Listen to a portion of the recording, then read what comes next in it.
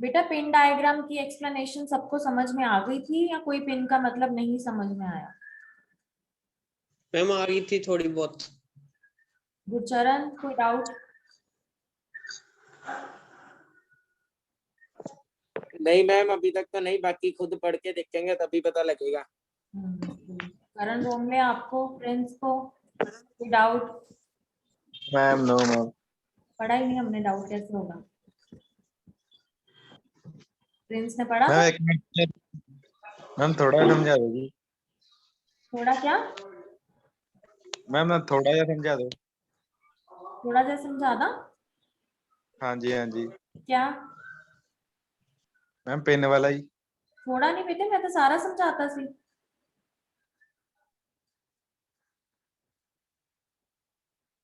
मैं सारा समझाता सी, मैं ਤੁਹਾਨੂੰ वीडियो भी रिकॉर्ड करके मैं YouTube पे पाई हुई है ਜਿਹੜੀ रिकॉर्डिंग सीगी पिन डायग्राम दी, वो एक बार देख लेना इन केस आपको नहीं पता लगा तो, ठीक है? हरनेक कोई डाउट है बेटे पिन डायग्राम में? शगुन कोई पिन डायग्राम में डाउट? No ma'am. चलो आज हम फिर नेक्स्ट टॉपिक करते हैं। मैं स्क्रीन शेयर कर रही हूँ आपके साथ।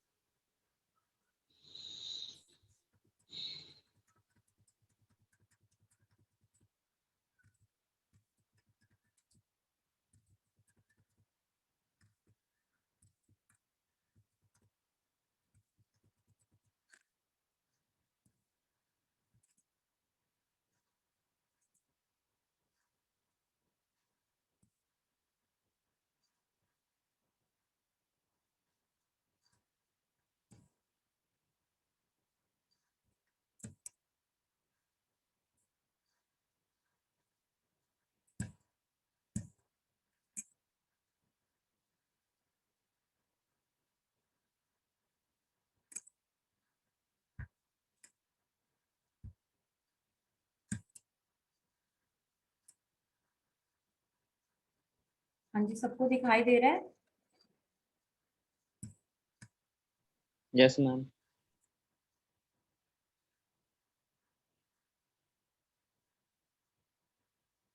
हमने आर्किटेक्चर कर लिया, पिन डायग्राम कर लिया।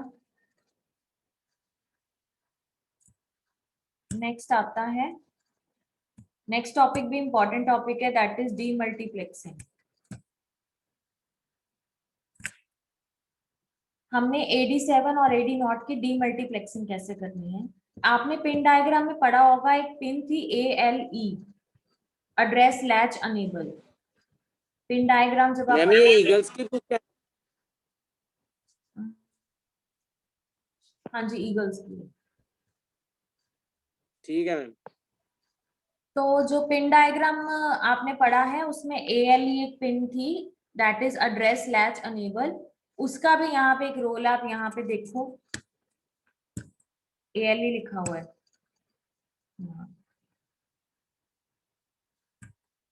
दिस वन,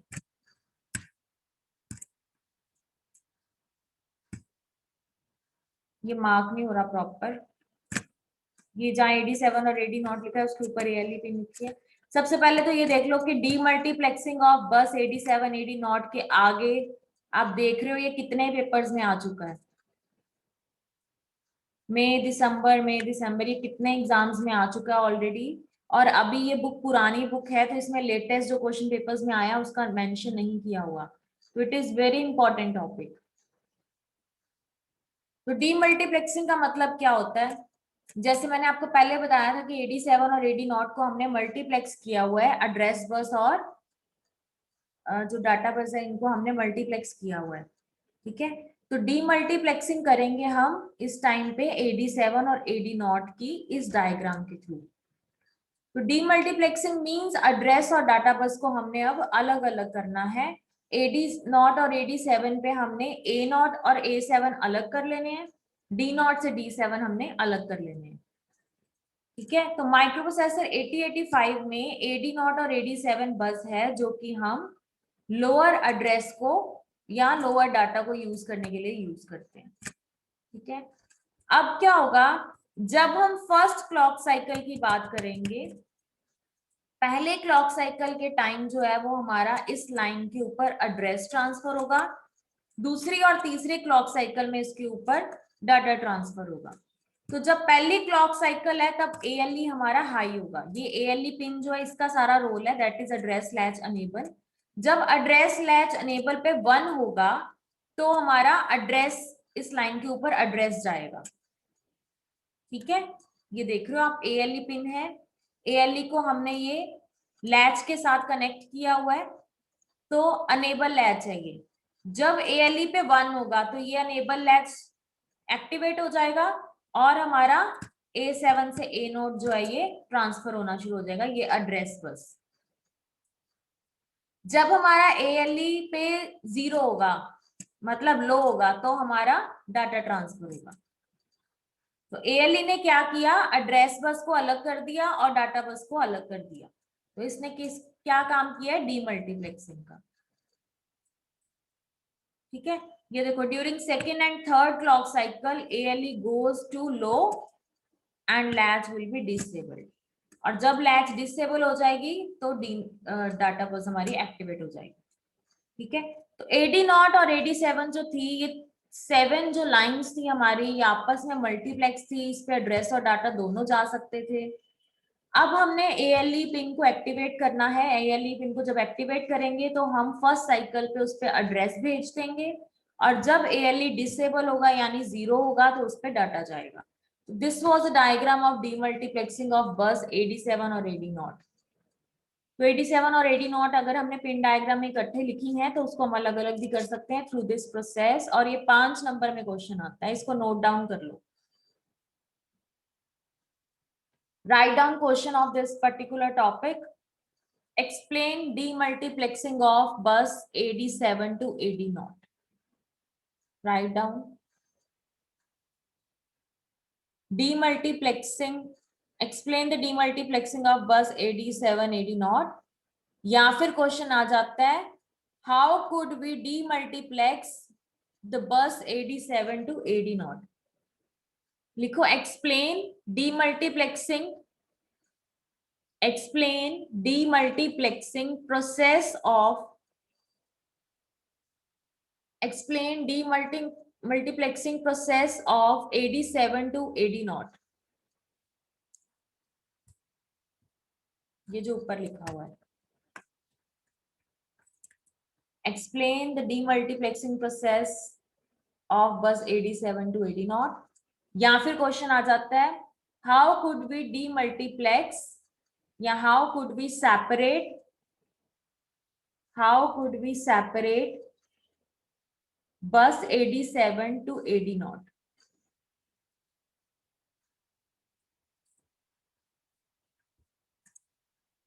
ठीक है, and the next topic is generation of read write control signal. अब हमने रीड राइट कंट्रोल सिग्नल को किस तरह से जनरेट करना है।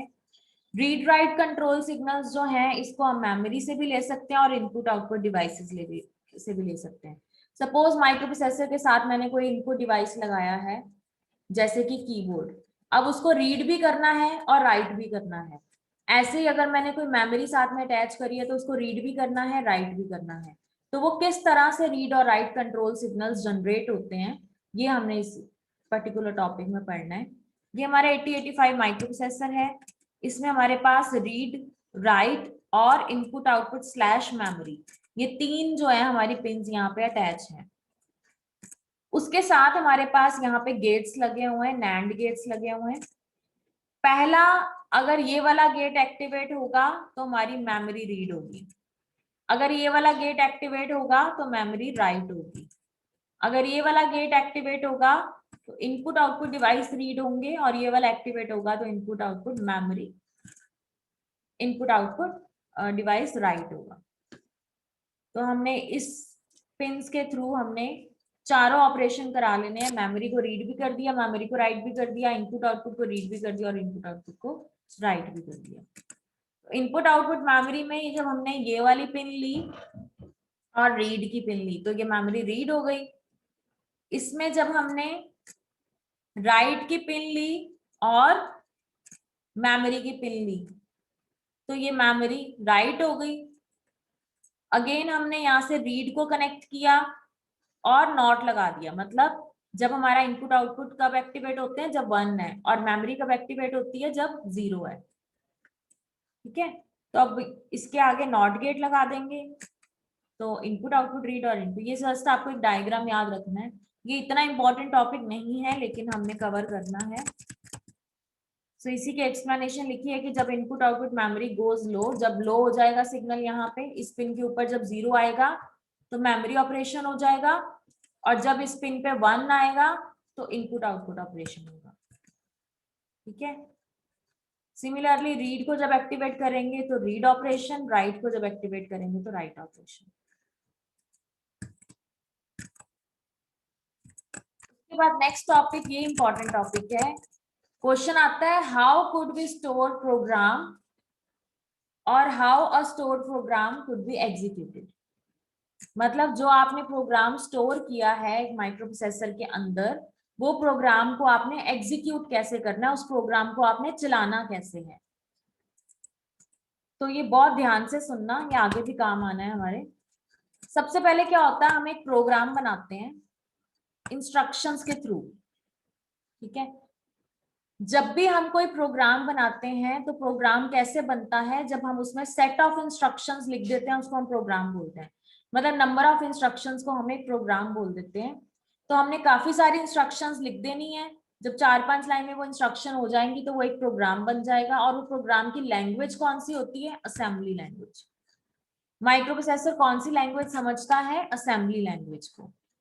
और ये प्रोग्राम जो है असेंबली लैंग्वेज प्रोग्राम बोला जाता है इस प्रोग्राम को। मतलब मैंने कुछ इंस्ट्रक्शंस लिख दी और मैंने बोल दिया कि ये जो प्रोग्राम बना है इसका नाम है असेंबली लैंग्वेज प्रोग्राम, क्योंकि उसमें कौन सी लैंग्वेज यूज हुई है, असेंबली लैंग्वेज।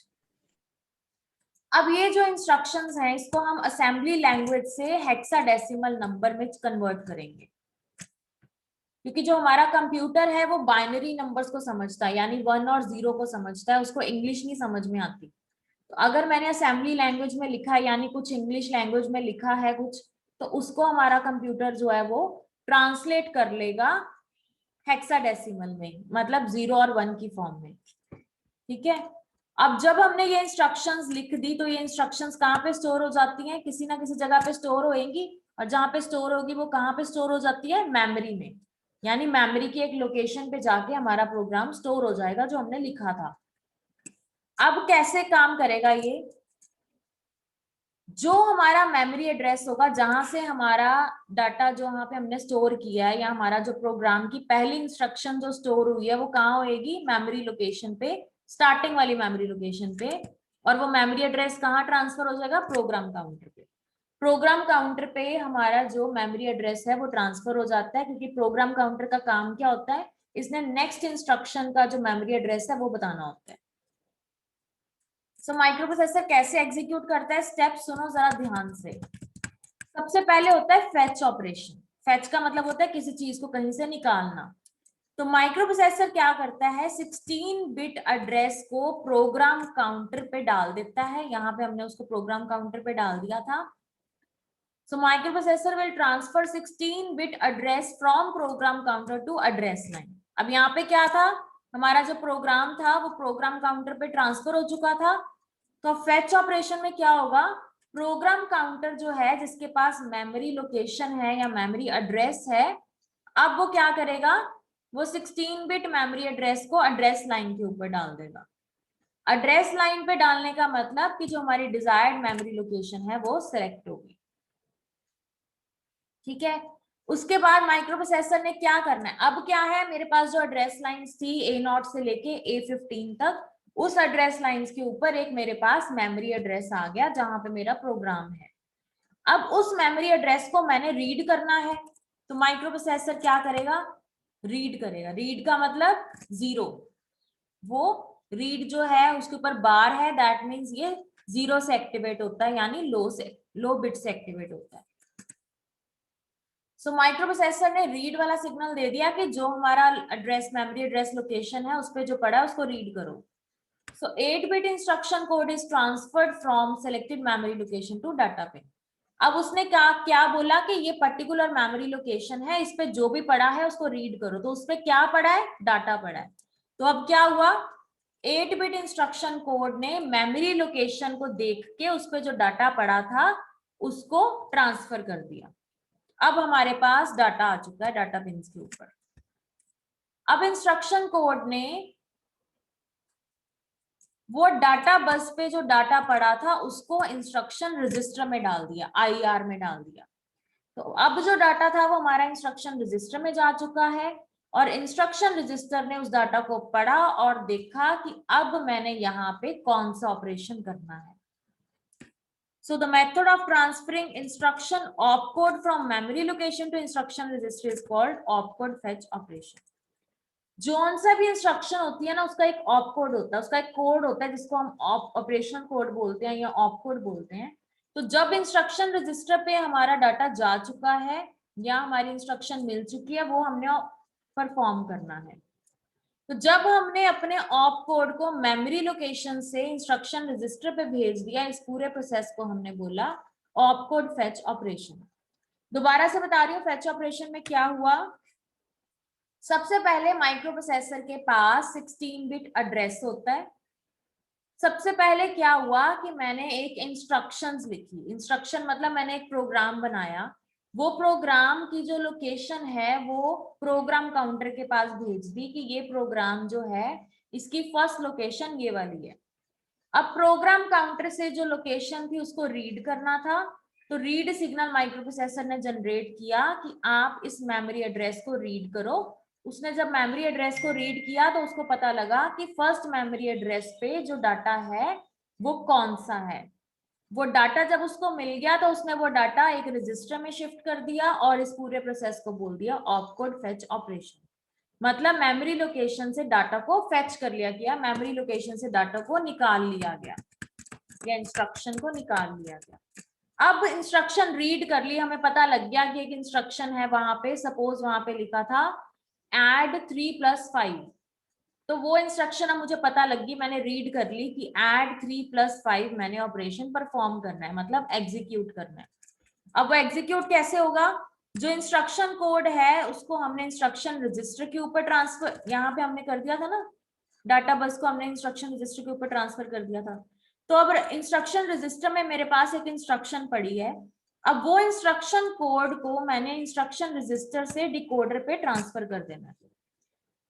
तो अब क्या होगा, जो इंस्ट्रक्शन रजिस्टर ने कहा था या इंस्ट्रक्शन रजिस्टर के अंदर जो भी इंस्ट्रक्शन थी, वो इंस्ट्रक्शन क्या थी कि 3 + 5 करो, मतलब ऐड करो 3 और 5 को। उसको अब मैंने डिकोड किया, मेरे को डिकोड करके समझ में आ गया कि ये इंस्ट्रक्शन बोल रही है कि 3 और 5 को ऐड कर दो। तो अब क्या होगा, वो इंस्ट्रक्शन डिकोडर क्या करेगा, उसको एग्जीक्यूट करेगा। सो एग्जीक्यूट करने के लिए कुछ कंट्रोल सिग्नल्स जनरेट हो जाएंगे जो उस पर्टिकुलर इंस्ट्रक्शन को एग्जीक्यूट होने में हेल्प करेंगे। ठीक है, तो इंस्ट्रक्शन कोड जो है वो 2 या 3 बाइट्स का होता है। पहले सर्किट में क्या होगा, first this circuit will read second and third byte of instruction from memory, then execute the corresponding instruction. तो क्या होएगा, अगर मेरी इंस्ट्रक्शन 3 बाइट्स की है तो फर्स्ट बाइट में वो एग्जीक्यूट करेगा कॉरेस्पॉन्डिंग इंस्ट्रक्शन को, या अगर मेरे पास 2 या 3 बाइट्स की है तो उसमें वो सेकेंड या थर्ड बाइट में जाके हमारी जो मेमोरी है उससे एक इंस्ट्रक्शन को फेच करके उसको एग्जीक्यूट करेगा। और जब वो एग्जीक्यूट हो जाएगी एक इंस्ट्रक्शन तो प्रोग्राम काउंटर जो है वो 1 बिट इंक्रीमेंट हो जाता है, मतलब वो नेक्स्ट लोकेशन पे पहुंच जाएगा और सेम प्रोसेस दोबारा होगा। क्लास कहीं पे भी आपको इस पूरे में डाउट है तो बताओ, ये इंपॉर्टेंट है, ये पेपर में जरूर आता है और इसी के बेस्ड पे हमारे नेक्स्ट चैप्टर है। अगर आपको ये टॉपिक समझ में नहीं आया कि आपने एक प्रोग्राम को कैसे एग्जीक्यूट करना है तो आपको आगे नहीं पता लगेगा। बताओ किसी को कोई डाउट है या समझ में आ गया? हरनेक सिंह,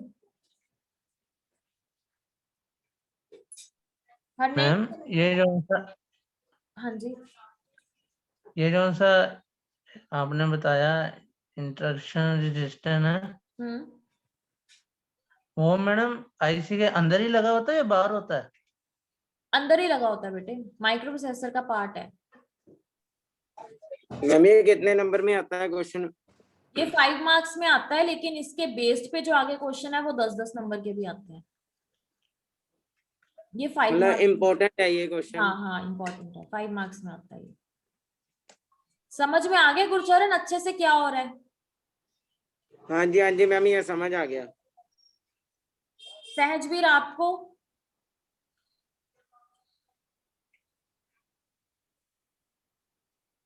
हाँ जी। प्रिंस, करण, पुलकित, अजय मैम कुमार। थोड़ा बहुत मैं एक बार दोबारा बता रही हूँ, बड़ी सिंपल सी चीज है, जरा ध्यान से सुनो। सपोज मेरे को किसी ने बोल दिया कि आप 3 और 5 को ऐड कर दो, ठीक है। अब वो 3 और 5 को ऐड करने के लिए मैंने एक इंस्ट्रक्शन लिख दी, ADD, that is add 3 + 5, suppose, ठीक है। अब वो ऐड 3 + 5 मैंने एक कंप्यूटर के ऊपर लिख दिया। अब कंप्यूटर को नहीं पता ऐड 3 + 5 क्या होता है, क्योंकि उसको इंग्लिश समझ में नहीं आती। उसने क्या किया, ऐड 3 + 5 के इंस्ट्रक्शन को उसने बाइनरी बिट्स में कन्वर्ट कर लिया, 0 और 1 की फॉर्म में, जो उसको समझ में आ गया कि ऑपरेशन करना है। अब पहला स्टेप क्या है? पहला स्टेप है कि जो ऐड 3 + 5 इंस्ट्रक्शन है ना, वो मैंने किसी मेमोरी में स्टोर करी है। अब उस मेमोरी का एड्रेस चाहिए, तभी मुझे पता लगेगा कि इस मेमोरी एड्रेस में मेरे पास ऐड 3 + 5 की इंस्ट्रक्शन है। सुनाई दे रहा है सबको? अब उस मेमोरी लोकेशन से उसने ऐड 3 + 5 को निकाला, उस इंस्ट्रक्शन को उसने रीड किया। इंस्ट्रक्शन को रीड करने के बाद उसने उसको इंस्ट्रक्शन रजिस्टर में डाल दिया। तो ये हो गया फेच ऑपरेशन। मतलब मेमोरी लोकेशन से एक इंस्ट्रक्शन को निकाला, उस इंस्ट्रक्शन को रीड किया और उसको इंस्ट्रक्शन रजिस्टर में डाल दिया। ये हो गया फेच ऑपरेशन। एग्जीक्यूशन टाइम पे उसने क्या किया, इंस्ट्रक्शन रजिस्टर पे जो लिखा था उसको डिकोड किया, यानी उसको समझा। उसको समझने के बाद जो भी ऑपरेशन बोला गया था उसको परफॉर्म किया। ऐड 3 + 5 था तो रिजल्ट आ गया 8। ये एग्जीक्यूट ऑपरेशन ने इंस्ट्रक्शन को डिकोड करने के बाद उसको एग्जीक्यूट कर दिया। इतना समझ में आया? ये ऑपरेशन था। Yes ma'am. हाँ जी मैम। शगुन आपको कोई डाउट? No ma'am. ओनम आपको? मैम हाँ जी मैं ये सारा काम आईसी करता है ना? बेटे, माइक्रो प्रोसेसर का आर्किटेक्चर पढ़ा था ना? Yes ma'am. माइक्रो प्रोसेसर का आर्किटेक्चर जो है, इसका मतलब वो माइक्रो प्रोसेसर के अंदर ही है, वो आईसी में ही जो सब कुछ है वो हमने आर्किटेक्चर में पढ़ा है। आर्किटेक्चर का मतलब क्या होता है कि माइक्रो प्रोसेसर के अंदर क्या क्या लगा हुआ है। उसमें आपने इंस्ट्रक्शन रजिस्टर वर्ड पढ़ा है ना, यस मैम। तो वो आईसी के अंदर ही है। ओके। ठीक है, मेमोरी का पार्ट है। हाँ जी ओनम, कोई डाउट? No ma'am. किसी को कोई डाउट नहीं है? No ma'am. इसके साथ आपका ये चैप्टर भी कंप्लीट हो गया है। अब मैं आपको छोटी सी एक समरी बता रही हूँ कि जो माइक्रो प्रोसेसर है वो 4 ऑपरेशन करता है। कौन कौन से? Memory read, memory write, input output read, input output right. ठीक है, और हर ऑपरेशन करने के लिए उसको कंट्रोल सिग्नल चाहिए। ये चीज मोटी मोटी याद रखो। माइक्रो प्रोसेसर 4 ऑपरेशन करता है, memory read, memory write, input output device read, input output device right. और ये 4 ऑपरेशन करने के लिए उसको कुछ कंट्रोल सिग्नल्स चाहिए होते हैं। अब अगर वो मेमोरी के साथ कम्युनिकेट करना चाहता है या फिर कोई इनपुट आउटपुट डिवाइस के साथ कम्युनिकेट करना चाहता है, तो उसको अगर माइक्रो प्रोसेसर को किसी डिवाइस के साथ कम्युनिकेट करना है तो उसके लिए उसको एक मेमोरी लोकेशन पता होना चाहिए, यानी मेमोरी लोकेशन का एड्रेस पता होना चाहिए, कौन सा डाटा ट्रांसफर हो रहा है ये पता होना चाहिए, और टाइमिंग सिग्नल कौन से ये पता होना चाहिए। ठीक है, 8085 की 16 एड्रेस लाइंस होती हैं और 8 डाटा लाइंस होती हैं। मैम हाँ जी, मैम इसका प्रैक्टिकल होगा? हाँ जी होगा।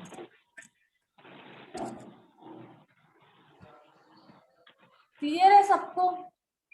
बेटे first chapter Yes, was, ma'am. ये chapter was very very important. ठीक है, अगर आपको इसमें कोई भी डाउट आते हैं, आप एक बार इसको पढ़ने की कोशिश करो। आपको कोई भी चीज नहीं समझ में आती, you can ask me any time, लेकिन पढ़ाई शुरू कर दो, क्योंकि पेपर ऑफलाइन होने हैं, ये श्योर है, 100% श्योर है कि पेपर ऑफलाइन होंगे इस बार। अगर आप सीरियसली नहीं पढ़ोगे तो आपके पेपर में नंबर नहीं आएंगे। सब्जेक्ट स्कोरिंग है, सिर्फ समझने की जरूरत है।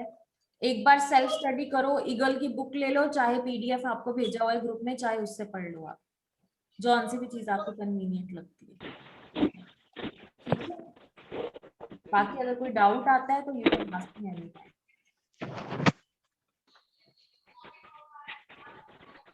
आपके एमएसटी जो है वो 22 अप्रैल से होपफुली स्टार्ट हो जाएंगे, इस अप्रैल के लास्ट वीक में। ठीक है, तो आपको उससे पहले 4 चैप्टर कंप्लीट करने हैं। हमारा 8 चैप्टर है, इसमें 3 या 4 चैप्टर हमें कंप्लीट करने हैं। तो 3 या 4 चैप्टर उस टाइम पढ़ना आपके लिए इजी नहीं होगा, इसलिए साथ साथ में पढ़ के तैयारी करो। ठीक है, 2 चैप्टर आज हमारे हो गए हैं, 1 चैप्टर हमने और करना है एमएसटी से पहले। कुछ पूछना है किसी ने? गुरचरण अटेंडेंस लगा के मुझे सेंड कर दी बेटे। हाँ जी। अटेंडेंस लगा के गुरचरण मुझे सेंड कर देना।